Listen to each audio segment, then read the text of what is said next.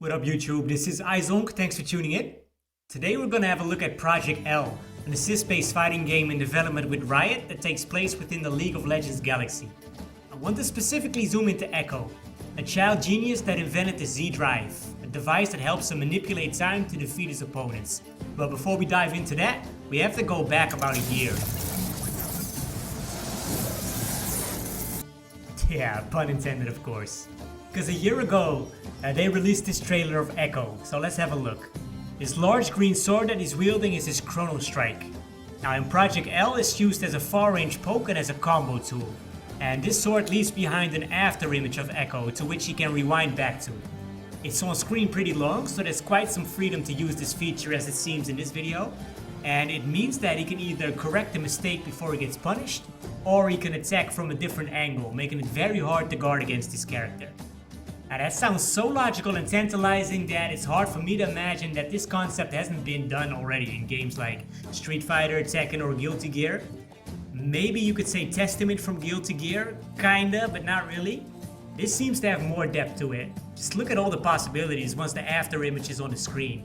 It's not often that a character makes me want to try him or her this early in development. Now besides the Chrono Strike, he also has access to the Time Winder.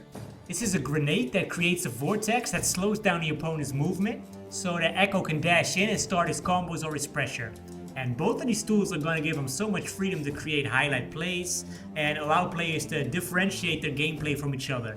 So yeah, I'm pretty stoked about this character. I think the stages are also fire. Like the League of Legends galaxy has a ton of regions and characters, so I'm convinced the roster is going to look sick when it's all said and done. Now let's go back to our little friend here and let me rewind this sequence real quick. You see Jinx, the blue-haired girl, she throws out a projectile that looks like a dinosaur and Ekko gets tagged in and bats that thing towards his enemy, and then he uses that as a distraction to roll past his opponent and open him up for a combo. Like, stuff like that is just sick, right? I really like that. There's the home run and there's some kind of beam gun by Jinx.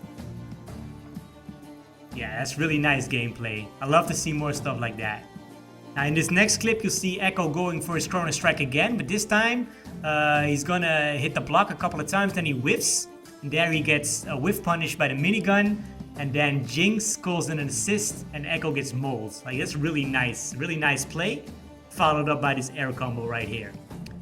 Outside of his gameplay, I also really like how his toolkit has been present for over 10 years. You can see it all over YouTube. There's so many cinematic trailers for the characters or for League of Legends seasons. So there's a lot of material to go over, and in every one of them you'll see the same toolkit when Ekko bursts onto the scene. I think he'll fit a 2D fighting game really well, so I'm pumped to see this guy make his debut in my favorite gaming scene. I hope you enjoyed this video. Hit it with a thumbs up, subscribe to the channel, and I'll talk to you in the next one. Thanks for watching. Peace.